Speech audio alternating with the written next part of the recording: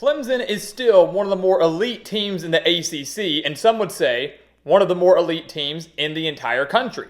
The Tigers have won 7 of the last 10 ACC titles.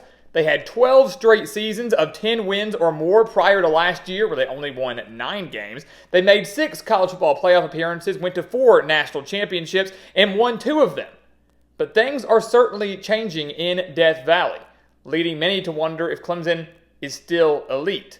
So welcome back to the Gridiron Expert, guys, breaking down the Clemson Tigers for you today. What should we expect out of them in 2024? Are the Tigers still to be feared? Are they still one of the top teams in the ACC? Are they still a national title college football playoff contender? Or are things slowly but surely starting to take a turn for the worse down in Death Valley? As always, please continue to like, comment, subscribe, share our videos. Check out everything down in the description below, including our website, thegridironexpert.com, including our mailing address to send us some of your team's gear to be represented in every single Gridiron Expert video behind us here. We're going to give you that shout out. We're going to represent your team. We want you to be a part of our GE Nation. Everything back here has been sent in by you guys, the fans, and we appreciate every single one of you. So check it out. The mailing address is there. Check out our website. Tons of exclusive content there. The season's going to be here before you know it, and once it is, you're not going to want to miss out on any of the content that we have right here on the channel.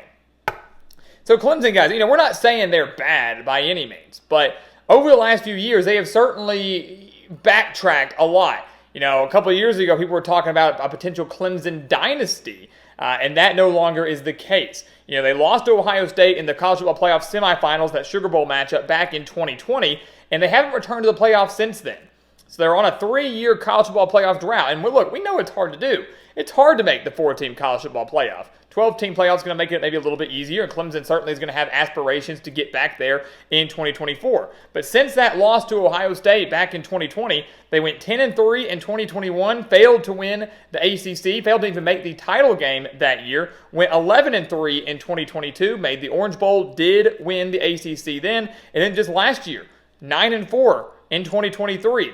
That was their worst season since 2010. So, are the Tigers still elite? Are they still a team to be feared?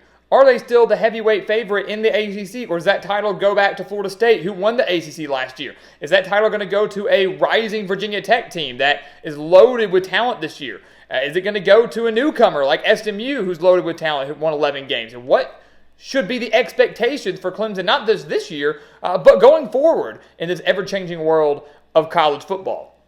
Here's the thing, and I think we all know this, to remain elite in this day and age, to remain an elite contender at this day and age, you have to get with the times, whether you agree with them or not. We are seeing an era now of multiple NIL deals and conference realignments and the transfer portal running rampant throughout the sport that we love, and we know that Dabo Swinney is not a big advocate of those things, right?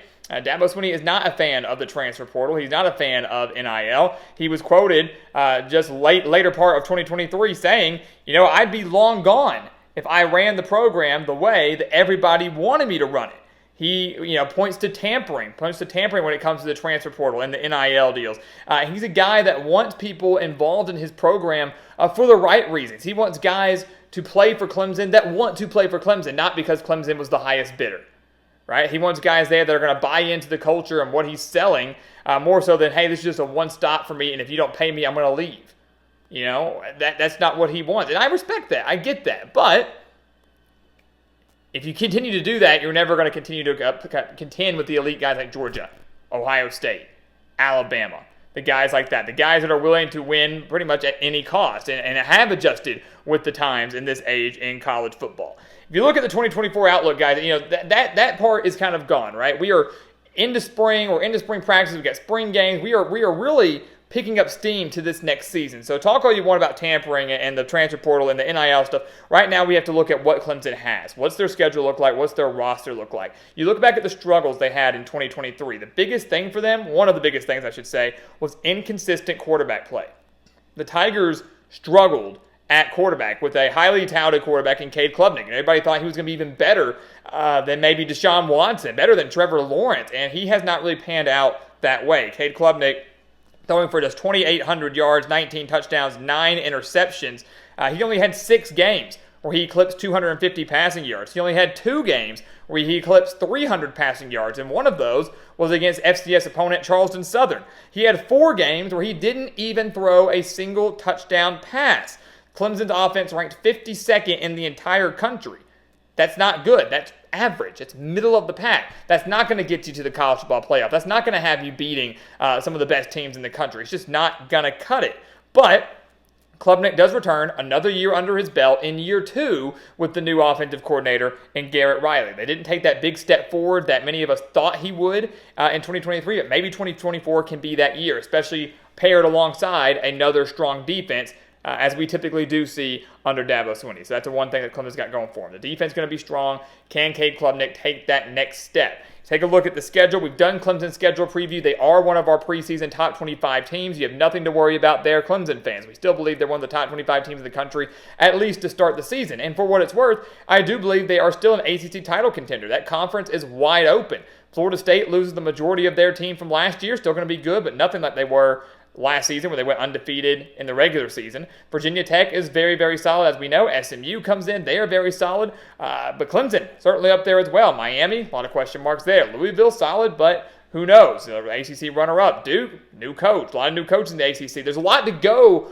off of here, and Clemson's still going to find themselves in the top 3 or 4 in the conference, at least projection-wise. But you're going to have a really good idea of what the Tigers are made of. You're going to have a good idea of what this team is capable of right out the gate in week 1 when they take on Georgia. They take on Georgia in the season opener, and that's going to tell you a lot about Clemson. I think a lot of people early on are going to project Georgia to win that game, and rightfully so, understandably so. Nothing from what we saw from Clemson last year would lead us to believe that they could take down Georgia. Although it's a new season, anything can happen. But if they hang with Georgia, if they play them close, or if they beat Georgia, pull off the upset in week 1, watch out. This is a team going to be on a mission. This is a team that maybe could make that run all the way to another ACC title, their 8th in 11 years, and maybe a playoff berth. If they win the conference, they're automatically in. Even if Clemson goes maybe 10-2, one of those losses coming to Georgia in the season opener, they could find themselves in as an at-large bid in the new 12-team playoff. But they open against Georgia. They get to have some of their biggest games are at home against NC State, Louisville, South Carolina. Yes, they have to go to Florida State. Yes, they have to go to Virginia Tech. Those are 2 very difficult games there. But again, if Clemson takes care of business at home, one of the most difficult places to play in the entire country, if they can maybe steal one of those road games that we mentioned, 10-2 I think is good enough to get Clemson back into the college football playoff. 10-2 with 1 non-conference loss to Georgia possibly means they only have 1 potential conference loss. They're going to the ACC championship. You win that, they're in. So the stars are aligning for Clemson to maybe find themselves back into that elite conversation. For what it's worth, I never think they fully fell off. But again, those talks of a dynasty, back in 2018, they had won 2 titles in 3 years. They had 4 national title appearances in the span of 5 years. People were starting to talk about this being a dynasty. That is no longer the case. But for me, for the time being, Clemson still is elite. They have all the pieces there. They have one of the best coaches in the entire country. Clemson, to me, is going to be just fine. But if they falter, if they struggle this year like they did last year, there's going to be a lot of, unsettlement in Death Valley. But for now, we're going to say that's not going to be the case.